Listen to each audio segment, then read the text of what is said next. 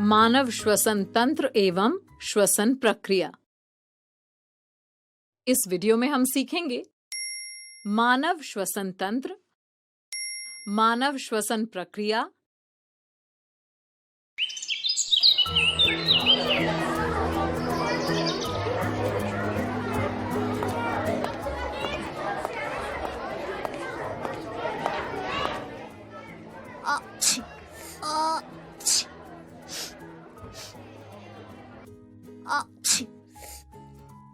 अरे तुम्हारा रुमाल कहाँ है?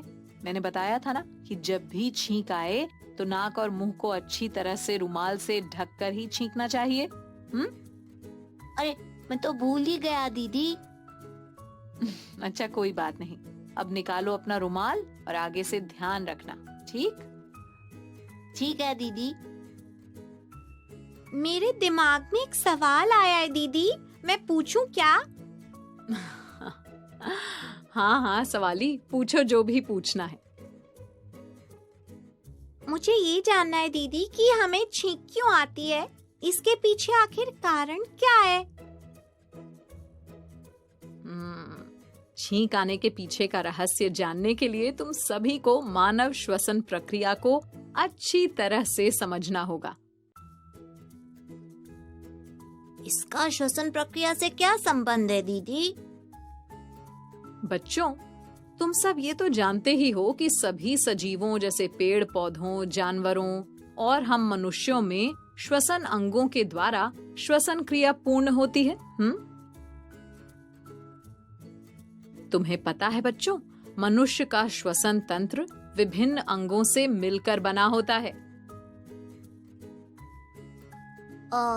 दीदी, कौन कौन से अंग हमारे श्वसन तंत्र के भाग हैं? नासा द्वार, नासा गुहा, ग्रसनी, श्वास नली, फेफड़े और डायाफ्राम, ये सभी अंग मिलकर हमारे श्वसन तंत्र का निर्माण करते हैं। प्रत्येक अंग की अपनी अपनी विशेषता है।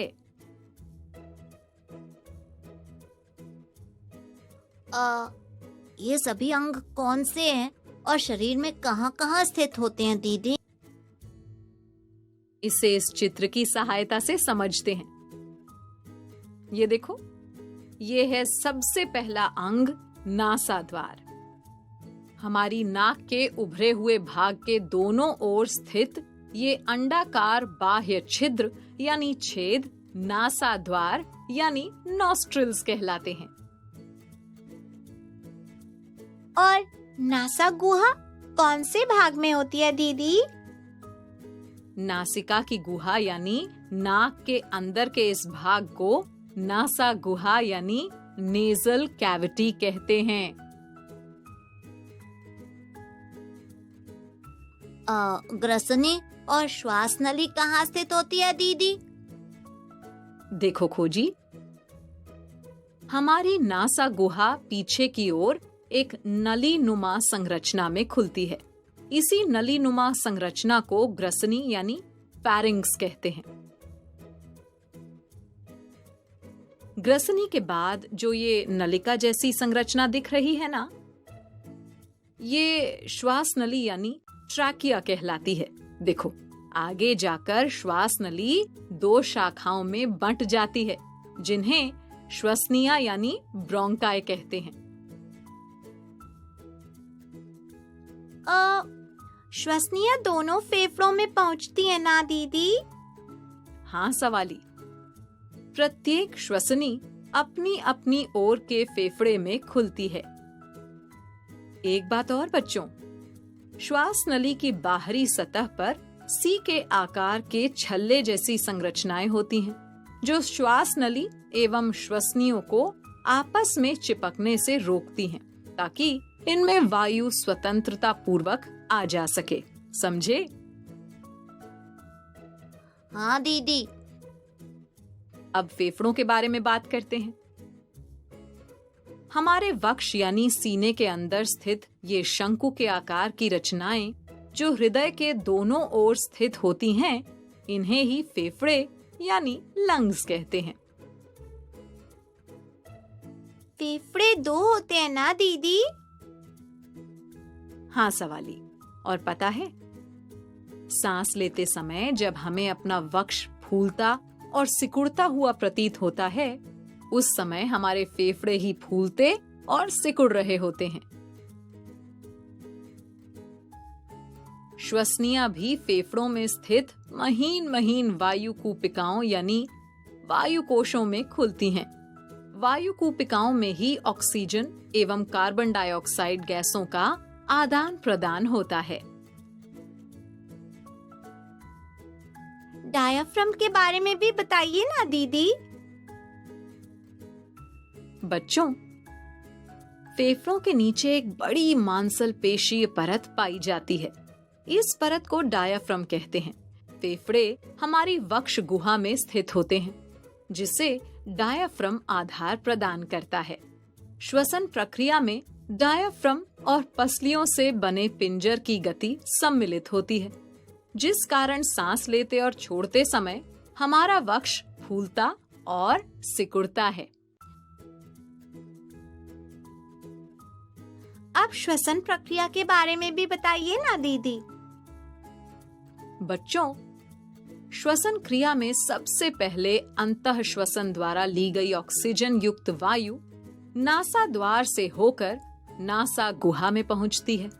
नासा गुहा में छोटे छोटे बाल और श्लेष्म ग्रंथियां होती हैं, जो श्लेष्मा नामक चिपचिपा पदार्थ स्रावित करती हैं। ये बाल और श्लेष्मा धूल व कीटाणुओं को शरीर के आंतरिक अंगों तक जाने से रोकते हैं। वो कैसे दीदी? बच्चों, हमारे आसपास की वायु में धुआं, धूल और पराग कण आदि होते हैं। जब हम सांस लेते हैं तो वायु के साथ साथ ये कण भी नासा गुहा में प्रवेश कर जाते हैं। उस समय ये कण नासा गुहा में स्थित बालों और श्लेष्मा पदार्थ के द्वारा रोक लिए जाते हैं और केवल स्वच्छ वायु ही शरीर में प्रवेश कर पाती है। ये सभी धूल कणों और कीटाणुओं को रोक लेते हैं दीदी? ये अधिकतर कणों को रोक लेते हैं सवाली, लेकिन कभी कभी जब कुछ कण नासा गुहा के पार चले जाते हैं, तब इन कणों के कारण हमारी नासा गुहा की कोमल परत उत्तेजित होती है और उसकी वजह से हमें छींक आती है, जिससे नासा गुहा में पहुँचे वो अवांछित कण छींक के साथ बाहर निकल जाते हैं। अच्छा, तो ये है छींक आने का रहस्य।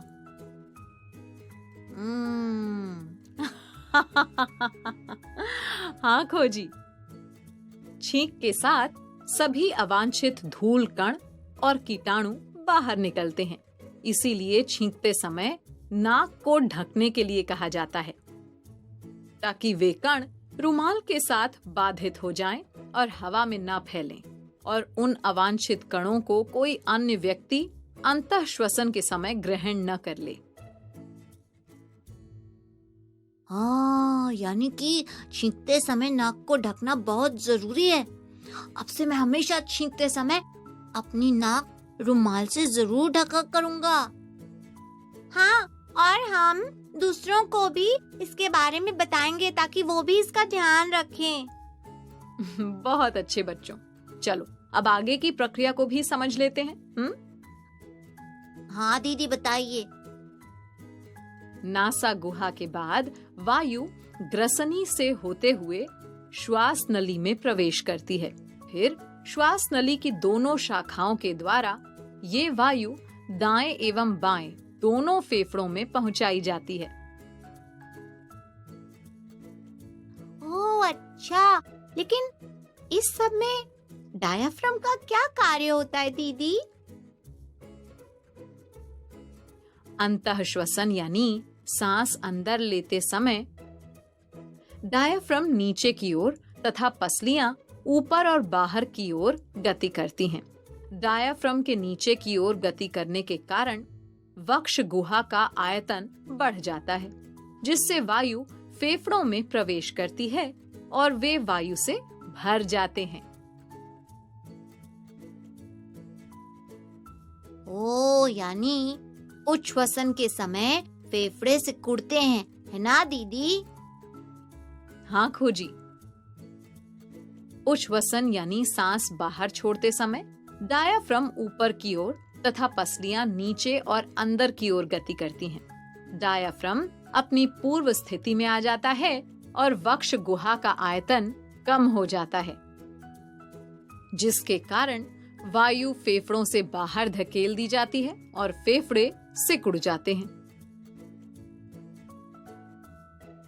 यानी कि फेफड़ों के अंदर वायु खींचने और बाहर निकालने में डायाफ्राम महत्वपूर्ण भूमिका निभाता है ना? हाँ सवाली, एक बात और बच्चों, जब हम सांस छोड़ते हैं तो कार्बन डाइऑक्साइड सभी श्वसन अंगों से होते हुए शरीर से बाहर निकल जाती है। फेफड़ों से ऑक्सीजन को शरीर के अन्य अंगों तक पहुंचाने और अंगों से कार्बन डाइऑक्साइड को फेफड़ों तक पहुंचाने का कार्य हमारा रक्त यानी खून करता है। ओ, यानी कि रक्त भी श्वसन प्रक्रिया में भाग लेता है। हाँ खोजी, हम ये कह सकते हैं। तो बच्चों, ये थी मानव श्वसन तंत्र और श्वसन प्रक्रिया के बारे में कुछ महत्वपूर्ण जानकारियां। समझ आई ना सभी को? हाँ संपर्क दीदी। यानी कि अब तुम मेरे सवालों के जवाब देने के लिए भी तैयार हो ना? हाँ संपर्क दीदी, हम तैयार हैं। तो फिर सबसे पहले ये बताओ कि कौन कौन से अंग मनुष्य के श्वसन तंत्र में सम्मिलित होते हैं? नासा द्वार, नासा गुहा, ग्रसनी और श्वास नली, फेफड़े और डायाफ्राम। शाबाश बच्चों। अब ये बताओ कि डायाफ्राम का श्वसन तंत्र में क्या कार्य होता है? याद नहीं आ रहा दीदी, आप ही बता दीजिए ना। डायाफ्राम एक ऐसी पेशीय परत है जो श्वसन क्रिया के दौरान ऑक्सीजन युक्त वायु को फेफड़ों में खींचने और बाहर धकेलने के कार्य में भाग लेता है। अच्छा, अब ये बताओ कि हमारे नाक में मौजूद बाल और श्लेष्मा क्या महत्वपूर्ण कार्य करते हैं? ये सांस अंदर लेते समय वायु में मिले धूल कणों व कीटाणुओं आदि को शरीर के आंतरिक अंगों तक जाने से रोकते हैं और स्वच्छ वायु को शरीर के अंदर पहुंचाते हैं। एकदम सही। अब जब तुम सारी जानकारियों को अच्छी तरह से समझ गए हो, तो अब मैं चलती हूँ। फिर मिलेंगे कुछ नई जानकारियों के साथ।